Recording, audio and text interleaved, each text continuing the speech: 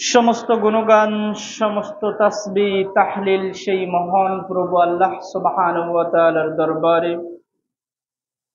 যে মহান প্রভু আল্লাহ সুবহানাহু ওয়া তাআলা আমাদেরকে দুনিয়াবী সমস্ত কাজকর্ম থেকে মুক্ত করে দুনিয়ার সমস্ত ফিতনা ফাসাদ থেকে ফারেক করে এই পবিত্র দিনে, পবিত্র সময়ে, পবিত্র স্থানগুলোর মধ্য থেকে একটি উত্তম পবিত্র স্থানে যে মহান রব্বুল আলামিন আমাদেরকে কবুল করেছেন, সেই মহান রবের দরবারে সকলে অন্তরের অন্তরস্থল থেকে সংক্ষিপ্ত বাক্যের মাধ্যমে শুকরিয়া জ্ঞাপন করি।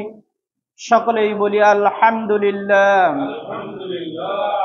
এবং সেই সাথে সাথে লাখ কোটি দুরূদ ও সালাম বর্ষিত হতে থাকুক আখির জামানার নবী, যাকে আল্লাহ সুবহানাহু ওয়া তাআলা আমাদের জন্য রাহমাতুল লিল আলামিন করে এই পৃথিবীতে প্রেরণ করেছেন, সেই সর্বকালের সর্বযুগের মহামানব, নবী কুলের সর্বশ্রেষ্ঠ নবী, মানব কুলের সর্বশ্রেষ্ঠ মানবের উপরে সংক্ষিপ্ত দুরূদ পেশ করি। সকলেই বলি সাল্লাল্লাহু আলাইহি ওয়াসাল্লাম। তো সম্মানিত হাজিরিন, আপনারা সকলে অবগত আছেন, আমি কয়েক জুমা যাবত হৃদয়ের বা অন্তরের ব্যাধি নিয়ে আলোচনা করছিলাম। যে ব্যাধিগুলো আমাদের শারীরিক অসুস্থতা হলে যেমন ভাবে আমরা আমাদের সেই শারীরিক অসুস্থতা থেকে মুক্ত থাকার জন্য, শরীরকে সুস্থ রাখার জন্য ট্রিটমেন্টের প্রয়োজন হয়, সুন্দরভাবে বেঁচে থাকার জন্য ট্রিটমেন্টের প্রয়োজন হয়, ঠিক তেমনি ভাবে যদি আমাদের অন্তর অসুস্থ থাকে, আমাদের আত্মাকে যদি আমরা রোগ মুক্ত না করতে পারি, তাহলে আমাদের পরকাল আখিরাত জান্নাত আমাদের হাত থেকে বেরিয়ে যেতে পারে। এই জন্য আমাদের অন্তরের রোগ সম্পর্কে আমাদের ধারণা রাখতে হবে, এবং সেই ব্যাধি যদি আমার অন্তরে থেকে থাকে সেখান থেকে আমাদের বিরত থাকার চেষ্টা করতে হবে। কারণ আল্লাহ সুবহানাহু ওয়া তাআলা সূরা শুআরা ৮৮ এবং ৮৯ নম্বর আয়াতে বলে দিয়েছেন, আমি প্রথম জুমায় বলেছিলাম, ইয়াউমা লা ইয়ানফাউ মালু ওয়ালা বানুন, কাল কিয়ামতের সেই কঠিন মুহূর্তে, যে সময় একজন ব্যক্তির সন্তান তার পিতা থেকে পলায়ন করবে, যে সময় একজন মা তার সন্তান থেকে পলায়ন করবে, যে মুহূর্তে এই কঠিন সূর্য সেদিন আপনার আমার মাথার অতি নিকটে থাকবে, এই কঠিন মুহূর্তে আপনার আমার কোনো সাহায্যকারী থাকবে না, যদি নাকি আপনি আমি আমাদের অন্তরটাকে পরিশুদ্ধ অন্তর নিয়ে আল্লাহর সামনে দাঁড়াতে পারি। যদি আপনি আমি আমাদের অন্তরটা পরিষ্কার সুস্থ রেখে আল্লাহ সুবহানাহু ওয়া তাআলার সামনে দাঁড়াতে পারি, তাহলেই আমরা আল্লাহ সুবহানাহু ওয়া তাআলার পক্ষ থেকে রহমত আশা করতে পারি। আল্লাহ সুবহানাহু ওয়া তাআলা আমাদের উপর রহম করতে পারেন, সেদিন আমরা সেই কঠিন মুহূর্ত থেকে বেঁচে জান্নাতে যেতে পারি। এই জন্য আমাদের অন্তরের শারীরিক রোগ থেকে মুক্ত থাকার জন্য যেমন আমরা চেষ্টা করি, সংগ্রাম করি, ঠিক তেমনি ভাবে আমাদের অন্তরের রোগ তার থেকে আরো বেশি গুণে চেষ্টা করা দরকার, চেষ্টা করা উচিত সেই রোগ থেকে আমাদের নিজের নফসকে, নিজের আত্মাকে, নিজের অন্তরকে পরিশুদ্ধ করা। কারণ যদি আমরা আমাদের নিজেদের অন্তরকে পরিশুদ্ধ করতে ব্যর্থ হই, তাহলে দুনিয়াতে রোগ বালা মুসিবত আসলে যেমন সেই রোগ থেকে যদি আমরা মুক্ত হতে না পারি, তাহলে মৃত্যুবরণ করতে হবে, দুনিয়ার এই চ্যাপ্টার ক্লোজ হয়ে যাবে। ঠিক তেমনি ভাবে আমরা যদি আমাদের অন্তরের রোগ বালা মুসিবত থেকে নিজের অন্তরকে হেফাজত না করতে পারি, যদি আমাদের অন্তরকে পরিশুদ্ধ না করতে পারি, তাহলে আমাদেরকেও ঠিক আখিরাতের যে শাস্তির স্থান জাহান্নাম, এই জাহান্নামে আমাদের যাওয়া লাগতে পারে। এর জন্য আমাদের অন্তরটাকে পরিষ্কার শুদ্ধ বা আমাদের অন্তরের রোগগুলো জানা প্রয়োজন। তো সম্মানিত হাজিরিন, আজকে আমি যে বিষয়টি নিয়ে আলোচনা করতে চাচ্ছি, আজকে আমি যে অন্তরের রোগ নিয়ে আলোচনা করতে চাচ্ছি সেটি হলো লোভ। মারাত্মক একটি ব্যাধি। মানব হৃদয়ের অন্তরের রোগগুলোর মধ্যে লোভ একটি অন্যতম, যে লোভ আমাদের সকলের, ছোট থেকে শুরু করে একেবারে বৃদ্ধ পর্যন্ত। আল্লাহ নবী সাল্লাল্লাহু আলাইহি ওয়াসাল্লাম বলেছেন যে মানুষ বৃদ্ধ হয়ে যায়, কিন্তু তার দুইটা জিনিস কখনো বৃদ্ধ হয় না। একটা হলো সম্পদের লোভ। মানুষ বৃদ্ধ হয়ে যায় কিন্তু আশা বা লোভ তার থেকেই যায়, এই দুইটা কখনো বৃদ্ধ হয় না। আমরা হাদিসের আলোকে সামনে আলোচনা করব। তো লোভ মারাত্মক একটা ব্যাধি, যে ব্যাধি থেকে আমাদের হৃদয়কে মুক্ত রাখা অতীব জরুরি। লোভ হলো মানুষের সেই মানসিক প্রবণতা, লোভ হলো মানুষের সেই মানসিক প্রবণতা যেখানে সে নিজের প্রয়োজন পূরণ করার পরেও অনেক অনেক আশা করে, অধিক পাওয়ার জন্য তার হৃদয়কে ব্যাকুল হয়ে ওঠে। তার প্রয়োজন পূরণ হওয়ার পরেও অতিরিক্ত যেটা পাওয়ার আকাঙ্ক্ষা করে, এটাই হলো লোভ। অন্যভাবেও বলা যায় যে লোভ হলো আল্লাহ সুবহানাহু ওয়া তাআলা আমার উপরে, আপনার উপরে, আমাদের উপরে যে নিয়ামত দিয়েছেন, যে রুজি দিয়েছেন, যে রিজিক দিয়েছেন, আপনার আমার এই রিজিক দেওয়ার পরেও সেই রিজিকে সন্তুষ্টি না থেকে, সেই রিজিকে আপনি আমি শুকরিয়া আদায় না করে আরো অধিক রিজিক পাওয়ার মিথ্যা বা হারাম কৌশল অবলম্বন করাকেই বলা হয় লোভ। অর্থাৎ প্রয়োজনের অতিরিক্ত যেটা পাওয়ার আকাঙ্ক্ষা আমার হৃদয় করে থাকে, এটাকে বলা হয় লোভ। যেমন আমরা যদি উদাহরণ হিসেবে দেখি, যে ব্যক্তি তার প্রয়োজন পূরণ করার পরেও অতিরিক্ত অর্থ সে তার চাকরি থেকে, সে তার ব্যবসা প্রতিষ্ঠান থেকে ঘুষ হিসেবে গ্রহণ করে, এটাই হলো লোভ। একজন ব্যবসায়ী অতিরিক্ত মুনাফা আদায় করার জন্য সে মিথ্যার আশ্রয় নিয়ে, মানুষের ধোঁকা দিয়ে, তার কাছে মিথ্যা দামে মিথ্যা কথা বলে পণ্য অতিরিক্ত মুনাফা অর্জন করার জন্য অতিরিক্ত যে অর্থটা একজন ক্রেতার উপরে চাপিয়ে দেয়, এটাকেই বলা হয় লোভ। কেউ সঠিক প্রাপ্য না হয়েও অন্যের জমি বা অন্যের ধন সম্পদ, অর্থ সম্পদ দখল করে নেওয়াটা কি বলা হয় লোভ। এটাই হলো সঠিকভাবে সহজভাবে বোঝানোর জন্য। তাহলে লোভ হলো নিজের চাহিদা পূরণ হওয়ার পরেও, আল্লাহর রহমত না পরিপূর্ণ হওয়ার পরেও আমরা অতিরিক্ত যে অর্থটা আমরা পেতে চাই, একতলা বিল্ডিং রয়েছে, সেখানে দুইতলা দেওয়ার যে আকাঙ্ক্ষা, এই আকাঙ্ক্ষাটাকে বলা হয় লোভ। এই লোভের পরিণাম কি? আমরা যদি পরিণামটা দেখি তাহলে আমরা এর ভয়াবহতা বুঝতে পারবো। কেন এই লোভটা হলো মানব হৃদয়ে, আমাদের অন্তরের রোগ সমূহের মধ্যে অন্যতম, আমরা জানার চেষ্টা করব। এই লোভের পরিণাম কি? তাহলে সর্বপ্রথম পরিণাম হলো সূরা ইমরান 3 নম্বর সূরার 14 নম্বর আয়াতে আল্লাহ সুবহানাহু ওয়া তাআলা বলছেন যে যুয়িনা লিন-নাসি হুব্বুশ শাহাওয়াতি মিনান নিসাই ওয়াল বানিনা ওয়াল কানাতিরিল মুকানতারাতি মিনাজ যাহাবি ওয়াল ফিদ্দাতি ওয়া খাইলিল মুসাওয়ামাতি ওয়াল আনআমি ওয়াল হারস। আল্লাহ সুবহানাহু ওয়া তাআলা বলছেন যে যুয়িনা লিন-নাসি হুব্বুশ শাহাওয়াতি, আসক্তিকে মানুষের প্রিয় করে দেওয়া হয়েছে। এই দুনিয়াতে একজন মানুষ আসক্তি, তার নিজের উপরে, নিজের আসক্তিকে তার জন্য প্রিয় করে দেওয়া হয়েছে।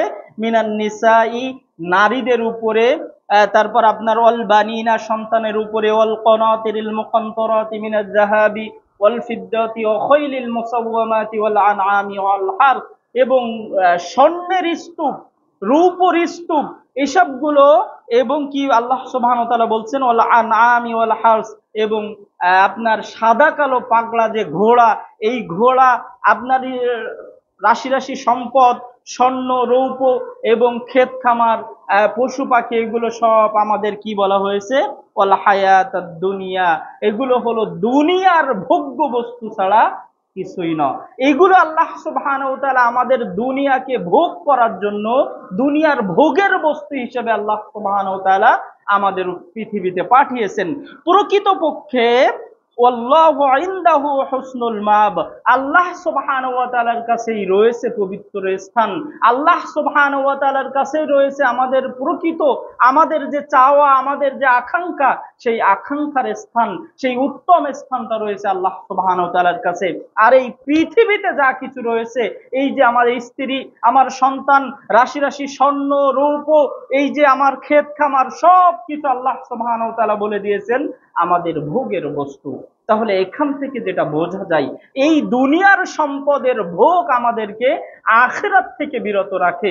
এই দুনিয়ার সম্পদের ভোগের মোহে পড়ে, এই দুনিয়ার সম্পদের লোভের মোহে পড়ে আমরা আমাদের আখিরাতের জীবনকে হারাচ্ছি। আল্লাহ নবী সাল্লাল্লাহু আলাইহি সাল্লাম সহিহ মুসলিম 1048-54 নম্বর হাদিস, সহিহ মুসলিম 1054 নম্বর হাদিসে আল্লাহ নবী সাল্লাল্লাহু আলাইহি সাল্লাম বলেছেন, যে ব্যক্তি আল্লাহ সুবহানাহু ওয়া তাআলার রিজিক আসার পরেও, আল্লাহ সুবহানাহু ওয়া তাআলার নিয়ামত আসার পরেও সেই নিয়ামতের উপরে পরিতৃপ্ত হয় না, যে ব্যক্তি আল্লাহ সুবহানাহু ওয়া তাআলার নিয়ামত আসার পরেও আল্লাহর সেই নিয়ামতের উপরে পরিতৃপ্ত হয় না, দুনিয়ার এই ভোগের মোহে পড়ে যায়, দুনিয়ার এই সম্পদের মোহে পড়ে যায়, দুনিয়ার এই অর্থ সম্পদের মায়ায় পড়ে যায়, আল্লাহ নবী সাল্লাল্লাহু আলাইহি ওয়াসাল্লাম বলেছেন, যে ব্যক্তি তার এই দুনিয়ার আল্লাহর নিয়ামতে সে সন্তুষ্ট হতে পারে না, সে কখনো সফল কাম হতে পারে না। তাহলে এখান থেকে যেটা বোঝা যায় যে লোভ আমাদেরকে দুনিয়ার সফলতা থেকে, আখিরাতের সফলতা থেকে আমাদের ব্যর্থ করে দেয়।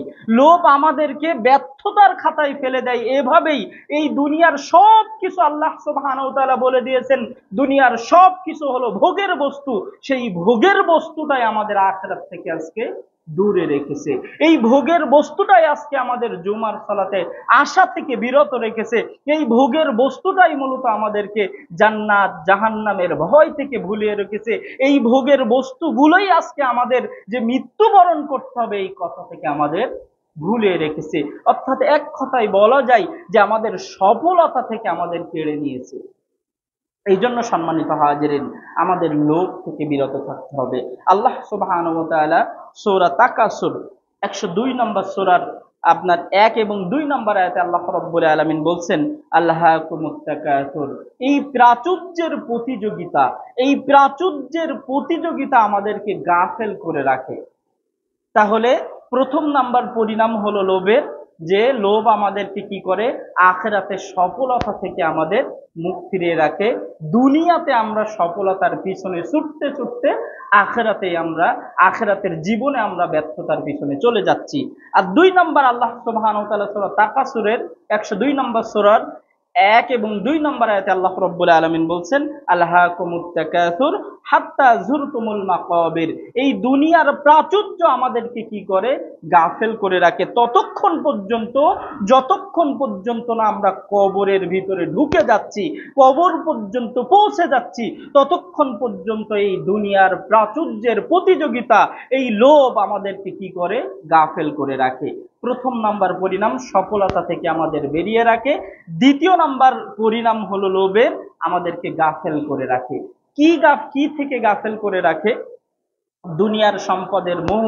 আমাদের জান্নাতে যাওয়ার জন্য এই দুনিয়ার সম্পদের লোভ আমাদেরকে জান্নাতে যাওয়ার জন্য যত কাজকর্ম রয়েছে, যত আমল রয়েছে, যত ইবাদত রয়েছে, সমস্ত ইবাদত থেকে আমাদের গাফেল করে রাখে। এই দুনিয়ার সম্পদের লোভ আপনাকে আমাকে মৃত্যুর কথা থেকে গাফেল করে রাখে। দুনিয়ার সম্পদের লোভ আপনাকে আমাকে পরকালীন জীবন বলে যে একটা বিষয় রয়েছে, পরকালীন জীবনে আমাদের এই দুনিয়ার জীবনের হিসাব দিতে হবে, প্রত্যেকটা সেকেন্ডের, প্রত্যেকটা মিনিটের, প্রত্যেকটা ঘন্টার, প্রত্যেকটা দিনের, প্রত্যেকটা বছরের, পুরা জীবনের হিসাব দিতে হবে। এই বিষয় থেকে আমাদেরকে ভুলিয়ে রেখেছে পরকালীন জীবনে জান্নাতের সুখ, পরকালীন জীবনে জাহান্নামের দুঃখ। এই দুঃখ এবং সুখ থেকে আমাদের এই লোভ আমাদেরকে গাফেল করে রাখে। আল্লাহ সুবহানাহু ওয়া তাআলা এটাই বলে দিয়েছেন সূরা তাকাসুর, আমাদের পরিচিত একটি সূরা, সূরা তাকাসুর 102 নম্বর সূরার 1 এবং 2 নম্বর আয়াতে আল্লাহ রাব্বুল আলামিন বলে দিয়েছেন, আল্লাহাকুমুত তাকাসুর, এই প্রাচুর্যের লোভ, এই প্রাচুর্যের প্রতিযোগিতা আমাদের সব থেকে গাফেল করে রেখেছে। আমরা শুধু এই পৃথিবীর সম্পদের মায়ায় পড়ে আছি। আমরা শুধু পৃথিবীর সম্পদের মায়ায় পড়ে আমরা আমাদের আখিরাতকে ভুলে গেছি। পৃথিবীর সম্পদের মায়ায় পড়ে আমরা আমাদের পরকালীন জীবনকে ভুলে গেছি, জান্নাতের কথা ভুলে গেছি, মৃত্যুর কথা ভুলে গেছি। কিন্তু আমাদের স্মরণ রাখতে হবে, নিশ্চিত আমাদের সামনে মৃত্যু আসবে, নিশ্চিত আমাদের সামনে পরকালীন জীবনে হিসাব দিতে হবে, নিশ্চিত আমরা যদি ভালো কাজ করি তাহলে জান্নাত, যদি আমরা পৃথিবীতে বদ আমল করে যাই, আল্লাহর ইবাদতের বাইরে যদি আমরা কোনো কিছু করে যাই, তাহলে আমাদের জাহান্নামে যেতে হবে। কিন্তু তারপরেও আমাদের লোভ ঠান্ডা হয় না, তারপরেও আমাদের এই লোভ থেকে আমরা নিজেদেরকে বের করতে পারি না। আমরা শুধু সম্পদ সম্পদ করি। আল্লাহ নবী সাল্লাল্লাহু আলাইহি ওয়াসাল্লাম বলছেন, সহিহ মুসলিম 2959 নম্বর হাদিস, আন আবু হুরায়রা রাদিয়াল্লাহু তাআলা আনহু থেকে হাদিসটা বর্ণিত। তিনি বলেন যে ক্বালা নবী সাল্লাল্লাহু আলাইহি ওয়াসাল্লাম, নবী সাল্লাল্লাহু আলাইহি ওয়াসাল্লাম বলেছেন, ইয়াকুলুল আবদু মালি মালি, এই পৃথিবীর বনি আদম সন্তানরা কি করে, বলে থাকে সব সময় যে আমার মাল, আমার মাল, আমার মাল। ইন্না ইন্না মালাহু মিন মালিহি সালাসুন, আল্লাহ নবী বলেছেন একজন বনি আদম যতই যতই করুক, বলুক না কেন যে আমার মাল, আমার মাল, আমার মাল, কিন্তু তার প্রকৃত মাল রয়েছে এই পৃথিবীতে তিনটা। তার প্রকৃত মাল রয়েছে এই পৃথিবীতে তিনটা। নাম্বার এক, আল্লাহ নবী সাল্লাল্লাহু আলাইহি সাল্লাম বলেছেন, মা আকলা ফা আফনা, যেটা সে খেয়ে ফেলেছে এটাই হলো বনি আদমের মাল, যেটা সে খেয়ে ফেলেছে এটাই হলো তার সম্পদ। দুই নাম্বার হলো আউলা বি সাফা আবলা, যেটা সে পরিধান করেছে এটাই হলো তার সম্পদ। আর তিন নাম্বার আল্লাহ নবী সাল্লাল্লাহু আলাইহি সাল্লাম বললেন, যেটা সে দান করেছে, যেটা সে সদকা করেছে, তার পরকালীন জীবনের জন্য পুরস্কৃত করা হবে। এই তিনটা মাল ছাড়া বনি আদমের আর কোনো সম্পদ নেই। আর যত সম্পদ আমাদের রয়েছে সব কিছু রেখে যেতে হবে আমাদের পরবর্তী প্রজন্মের জন্য। যেমন আপনি দেখতে পারেন আপনার পিতাও রেখে গেছে, আমাদের পিতাও আমাদের জন্য রেখে গেছে, তার পিতাও তার সন্তানদের জন্য রেখে গেছে। এভাবে আমাদের যতই সম্পদ থাকুক না কেন, আপনার আমার সম্পদ রয়েছে মাত্র তিনটা, যেটা খেয়ে ফেলেছি, যেটা পরিধান করেছি এবং যেটা সদকা করেছি। যতই সম্পদের লোভ করি না কেন, যতই বিল্ডিং, যতই বাড়ি গাড়ির আশা আকাঙ্ক্ষা করি না কেন, যত সম্পদ তৈরি করার চেষ্টা করি না কেন, কোন সম্পদই আপনার আমার নয়। তাহলে এই সম্পদের প্রতি লোভ আমাদের কি উপকার দেবে? এই সম্পদের লোভ আমাদেরকে কি উপকার বয়ে এনে দিবে? এই সম্পদ তো আমি ভোগ করে যেতে পারছি না, আমি পরবর্তী প্রজন্মের জন্য রেখে যাব। আমি যেই মৃত্যুবরণ করব তারা ভাইরা ভাইরা ঝগড়া করবে আমার লাশকে সামনে নিয়ে রেখে দিয়ে, যেটা আমরা সোশ্যাল মিডিয়ার মাধ্যমে বহু দেখেছি, বহু দৃষ্টান্ত আছে। এক সপ্তাহ বাবার লাশ কবরে নামাতে দেয়া হয় না সম্পদের ভাগাভাগি নিয়ে। কোন সম্পদের লোভে পড়ে আমরা আখিরাতকে ভুলে গেছি? কোন সম্পদের লোভে পড়ে আমরা আমাদের জান্নাতের কথা ভুলে রয়েছি? কোন সম্পদ আমাদের পরকালীন জীবন থেকে আমাদের গাফেল করে রেখেছে? কোন সে সম্পদ? এই দুনিয়ার সম্পদ, এটা তো আল্লাহ সুবহানাহু ওয়া তাআলা বলেছেন যে আমাদের ভোগের জন্য আল্লাহ রাব্বুল আলামিন সৃষ্টি করেছেন। তাহলে এই সম্পদকে আদৌ আমাদের কল্যাণ বয়ে দিতে পারবে? আদৌ পারবে না। এই জন্য সম্মানিত হাজিরিন, সম্পদের লোভ থেকে আমাদের বিরত থাকতে হবে, সম্পদের লোভ থেকে আমাদের বিরত থাকতে হবে। আল্লাহ নবী সাল্লাল্লাহু আলাইহি সাল্লাম বলছেন, সহিহ মুসলিম 1048 নম্বর হাদিস, আনাস ইবনে মালিক রাদিয়াল্লাহু তাআলা আনহু থেকে হাদিসটা বর্ণিত। তিনি বলেন, নবী সাল্লাল্লাহু আলাইহি সাল্লাম বলেছেন, এই বনি আদম সন্তানের যদি এক মাঠ ভর্তি, দুই মাঠ ভর্তি যদি স্বর্ণ সম্পদ দেওয়া হয়, এই বনি আদম সন্তানদের যদি দুই মাঠ ভর্তি করে অর্থ সম্পদ দেওয়া হয়, তাহলে এই বনি আদম সন্তান এত লোভী, এই বনি আদম সন্তান এত লোভী, সে খোঁজ করবে তৃতীয়টা কোথায় রয়েছে। আল্লাহ নবী সাল্লাল্লাহু আলাইহি ওয়াসাল্লাম বলেছেন, তবে আল্লাহ নবী সাল্লাল্লাহু আলাইহি ওয়াসাল্লাম বলেছেন যে এই বনি আদম সন্তানের পেট তখনই ভরবে যখনই কবরের ভিতরে ঢুকে যাবে, যখনই এর পেটের ভিতরে মাটি ঢুকে যাবে। মাটি ছাড়া বনি আদমের পেট কখনোই সম্পদ দিয়ে ভর্তি হবে না। এই জন্য সম্মানিত হাজিরিন, আমাদের সম্পদের লোভ থেকে বিরত থাকতে হবে। এই লোভ থেকে, লোভ হলো আমাদের হৃদয়কে আমল থেকে মেরে ফেলে। এই লোভ হলো আমাদেরকে সলাতে আসতে বাধা দেয়, এই লোভ হলো আমাদের দান সদকা করতে বাধা দেয়, এই লোভ হলো আমাদের যাকাত দিতে বাধা দেয়, এই লোভ হলো এমন মারাত্মক মারাত্মক আমাদের হৃদয়ের জন্য ক্ষতিকর যে আমাদেরকে জান্নাতে যাওয়ার সমস্ত কাজকর্ম থেকে বাধা দেয়, যেটা আল্লাহ সুবহানাহু ওয়া তাআলা সূরা তাকাসুর 102 নম্বর সূরার 1 এবং 2 নম্বর আয়াতে আল্লাহ রাব্বুল আলামিন বলে দিয়েছেন, আল্লাহাকুমুত তাকাসুর, এই দুনিয়ার প্রাচুর্যের প্রতিযোগিতা আমাদেরকে সব কিছু থেকে, জান্নাতি আমল থেকে, জান্নাতে যাওয়ার যত ইবাদত রয়েছে সব থেকে এই প্রাচুর্যের প্রতিযোগিতা আমাদেরকে গাফেল করে রেখেছে। এই জন্য আমাদেরকে বিরত থাকতে হবে লোভ থেকে, এই জন্য আমাদেরকে লোভ করা থেকে নিজেদের নফসকে সংবরণ করতে হবে। এই জন্য আমরা যদি আমাদের কলবকে পরিশুদ্ধ রাখতে চাই, আমরা যদি আমাদের অন্তরকে পরিশুদ্ধ রাখতে চাই, আমরা যদি আমাদের অন্তরকে রোগ মুক্ত রাখতে চাই, তাহলে অবশ্যই দুনিয়ার সম্পদের মোহে, দুনিয়ার সম্পদের লোভ থেকে আমাদের বেরিয়ে আসতে হবে। কারণ আমরা কার কোন সম্পদের লোভ করব? ওই সম্পদ, যে সম্পদে লোভ করেছি ওই সম্পদ তো আমার নয়, ওই সম্পদ তো আমার পরবর্তী প্রজন্মের। আমি কোন সম্পদের লোভ করছি? আমার সম্পদ তো আছে মাত্র 3টা, যেটা আমি খেয়েছি, যেটা আমি পরিধান করে আসি এবং যেটা আমি সদকা করেছি। এই 3টার বাহিরে যদি আমার সম্পদ না থাকে, তাহলে খাইতে কত সম্পদ লাগে। আজকে সকালে খেলাম 1 কোটি টাকার সম্পদ কি আমি খেয়ে ফেলছি? খাই তো নাই। আজকে যেটা আমি পরিধান করে আসি 1-2 হাজার সর্বোচ্চ দাম, এইটাই হলো আমার সম্পদ। আর যেটা আমি সদকা করেছি, তাহলে আজকে এই প্রাচুর্যের প্রতিযোগিতা আমাদেরকে কি করে রাখছে? জান্নাতি আমল থেকে বের করে রাখছে। আমরা কল্পনাই করতে পারবো না যে এই লোভ আমাদের দ্বীনের কতটা ক্ষতি করে, এই লোভ আপনার আমার ঈমানের কতটা ক্ষতি করে। আল্লাহ নবী সাল্লাল্লাহু আলাইহি সাল্লাম বলছেন, সুনান তিরমিজি 2376 নম্বর হাদিস, কাব বিন মালিক রাদিয়াল্লাহু তাআলা আনহু থেকে বর্ণিত, তিনি বলেন, আল্লাহ নবী সাল্লাল্লাহু আলাইহি ওয়াসাল্লাম বলেছেন, যদি একটা ছাগলের পালে যদি 2টা ক্ষুধার্ত সিংহকে, 2টা ক্ষুধার্ত নেকড়েকে যদি একটা ছাগলের পারে ছেড়ে দেওয়া হয়, তাহলে ওই ক্ষুধার্ত নেকড়া 2টা ওই ছাগলের পালের যতটা না ক্ষতি করবে, ওই ক্ষুধার্ত নেকড়ে দুটোই ছাগলের ওই পালে যতটা না ক্ষতি করবে, একজন মানুষের লোভ তার ইবাদতের, তার দ্বীনের, তার ইসলামের, তার ঈমানের, তার চেয়ে আরো আরো অনেক গুণে ক্ষতি করবে। আল্লাহু আকবার। আমরা চিন্তাই করতে পারি না যে লোভ কতটা ভয়াবহ।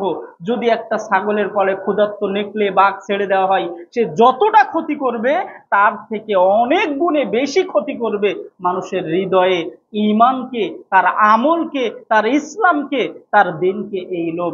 সুতরাং সম্মানিত হাজিরিন, যদি আমরা আমাদের এই দ্বীনকে টিকিয়ে রাখতে চাই, যদি আমরা জান্নাতি আমল থেকে গাফেল না হতে চাই, তাহলে আমাদের অবশ্যই লোভ থেকে আমাদের নিজেদের আত্মাকে সংযত রাখতে হবে, লোভ থেকে আমাদের নিজেদের হৃদয়কে কন্ট্রোল করতে হবে।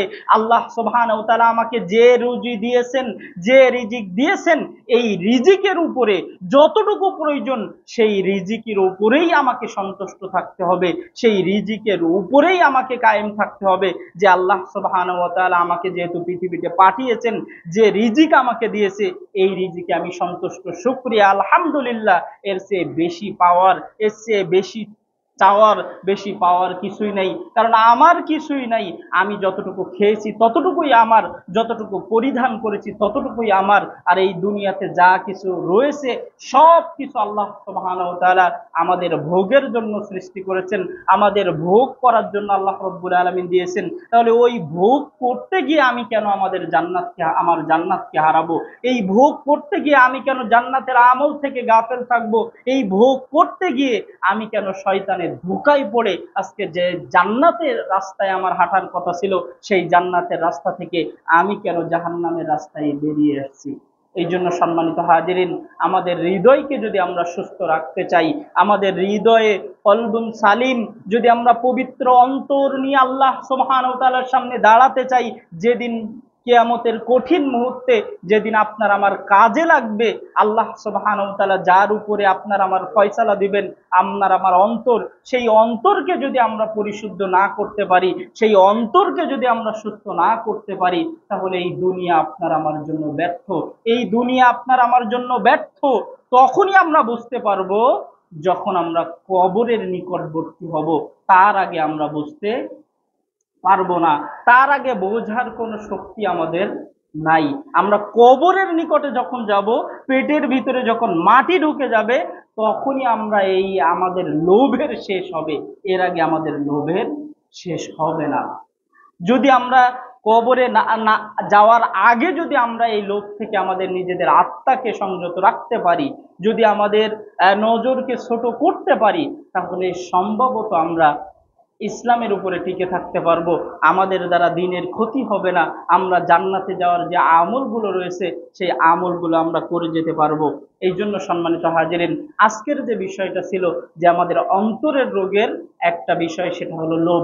লোভ হলো অন্তরের রোগ সমূহের মধ্যে মারাত্মক একটি রোগ। আল্লাহ নবী সাল্লাল্লাহু আলাইহি সাল্লাম অন্য একটি হাদিসে বলছেন, সহিহ মুসলিম 2578 নম্বর হাদিস, নবী সাল্লাল্লাহু আলাইহি ওয়াসাল্লাম বলেছেন যে তোমরা লোভ থেকে নিজেদেরকে সংযত রাখো, লোভ থেকে নিজেদেরকে বিরত রাখো, কারণ তোমাদের পূর্বের বহু জাতি রয়েছে যারা এই লোভের কারণে পৃথিবীতেই তারা ধ্বংস হয়ে গেছিল, যারা এই লোভের কারণে পৃথিবীতেই তারা কি হয়ে গেছিল, ধ্বংস হয়ে গেছিল। এই লোভের কারণে তারা পৃথিবীতে তাদের উপরে গজব নাজিল হয়েছিল।